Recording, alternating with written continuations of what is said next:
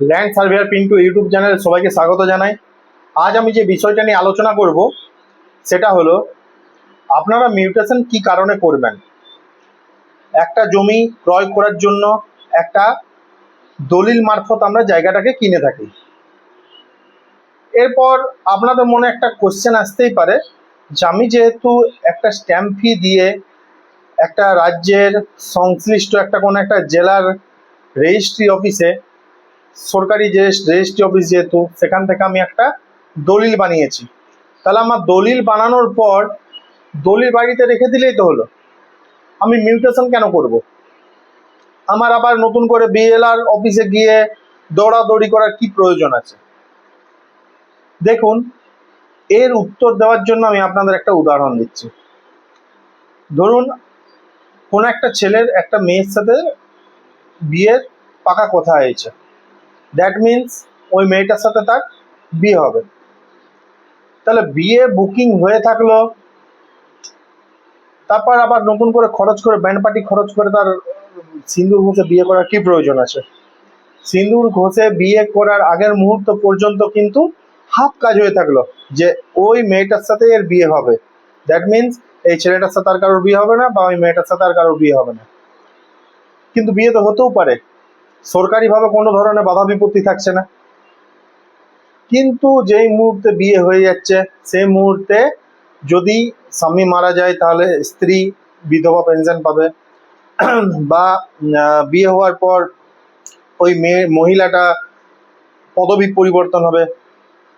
তাহলে পুরোপুরিভাবে সে যে তার বউ সেটা স্বীকৃতি পাচ্ছে কখন? যখন বিয়েটা হচ্ছে। জমির ক্ষেত্রেও সেরকম, রেজিস্ট্রে যখন হচ্ছে, অর্থাৎ জমির রেজিস্ট্রেশন হয়ে আপনি যখন দলিল পাচ্ছেন, সেটা হচ্ছে আপনার অসম্পূর্ণ কাজ, অর্ধেক কাজ কমপ্লিট হলো। সেই অর্ধেক কাজ করার পর অনেক ব্যক্তি আছেন যারা জমির দলিলটা বাড়িতে রেখে দেন এবং নেক্সট প্রসেসিং যেটা হয় জমির মিউটেশন, সেই প্রক্রিয়ার জন্য উনি অগ্রসর হন না। এর ফলে কি কি ঘটনা ঘটতে পারে? ধরুন, এ নামক একজন ব্যক্তি বি নামক ব্যক্তিকে তার যে জমি আছে সে জমির ধরুন 10 ডেসিমেল জায়গার মধ্যে 10 ডেসিমেলে বিক্রি করে দিলেন। এরপর দেখা গেল বি ব্যক্তি জায়গাটাকে মিউটেশনের মাধ্যমে নিজের নামে রেকর্ডভুক্ত করছেন না। তাহলে কি হচ্ছে? জমির যখন মানে ওয়েবসাইটে গিয়ে চেক করা হচ্ছে, বাংলার ভূমি ওয়েবসাইটে গিয়ে, সেখানে তখনও এ ব্যক্তির নামে রেকর্ডভুক্ত সম্পত্তিটা দেখা যাচ্ছে। পরবর্তীকালে কি হচ্ছে, ধরুন 5 বছর কেটে গেল, তারপরে সি নামক কোনো একজন ব্যক্তি এ নামক ওই ব্যক্তিটির জায়গাটা ক্রয় করতে ইচ্ছা প্রকাশ করলো। কারণ বি নামক ব্যক্তি জায়গাটা দলিল মারফত ক্রয় করে জায়গাটা ওই অবস্থায় রেখে ধরুন অন্য কোনো একটা জেলাতে বা অন্য কোনো একটা ব্লকে বসবাস করছেন। ফলে সি নামক ব্যক্তি এসে যদি এ নামক ব্যক্তির ওই জায়গাটা পছন্দ হয়, বা এ নামক ব্যক্তি সেই জায়গাটা আবার বিক্রি করার চেষ্টা করেন, সেই ক্ষেত্রে সি নামক ব্যক্তি কি দেখবে? প্রথমে বাংলার ভূমি ওয়েবসাইটে গিয়ে চেক করবে, বা সংশ্লিষ্ট বিএলআর অফিসে গিয়ে একটা প্লট ইনফরমেশন বার করবে ডিজিটাল, সেখানেও দেখা যাবে জায়গাটা এ নামক ব্যক্তির নামে রেকর্ডভুক্ত সম্পত্তি হচ্ছে। ফলে কি হচ্ছে? এ নামক ব্যক্তি আবার সি নামক ব্যক্তিকে জায়গাটা বিক্রি করে দেবে। সেক্ষেত্রেও রেজিস্ট্রি অফিসে গিয়ে কোনো সমস্যা হবে না, জায়গা রেজিস্ট্রি হতে অটোমেটিক্যালি রেজিস্ট্রি হবে, কারণ বি নামক ব্যক্তি মিউটেশন করেনি, দলিল মারফত জায়গাটাকে বাড়ির মধ্যে ঢুকিয়ে রেখেছে। যার ফলে কি হলো? সি নামক ব্যক্তি এ নামক ব্যক্তির কাছে, যেহেতু বি ক্রয় করেছিল, তারপরও সি জায়গাটাকে ক্রয় করে নিল। তারপর সি নামক ব্যক্তি মিউটেশন করে তার নামে জায়গাটা রেকর্ড করে নিল। তাহলে এ নামক ব্যক্তির জায়গার কাছ থেকে প্রথমে বি নিয়েছিল দলিল মারফত 10 ডেসিমেল জায়গার মধ্যে 10 ডেসিমেল জায়গা, কিন্তু রেকর্ড না করার জন্য, অর্থাৎ মিউটেশন না করার জন্য সি নামক ব্যক্তি আবার এ নামক ব্যক্তির কাছে জায়গাটা ক্রয় করলো এবং মিউটেশন করে 10 ডেসিমেল জায়গা এ থেকে কাটিয়ে সরাসরি সি নামক ব্যক্তির কাছে চলে গেল। এরপর হঠাৎ করে বি নামক ব্যক্তি জায়গাটা বিক্রি করার ইচ্ছা প্রকাশ করলো। সে যখন বিক্রি করতে যাচ্ছে সেই মুহূর্তে দেখা যাচ্ছে জায়গাটা আর বি এর নামে নেই, এ এর নামেও নেই, চলে গেছে একটা থার্ড পার্টি সি এর নামে। সেই ক্ষেত্রে সে কি করবে?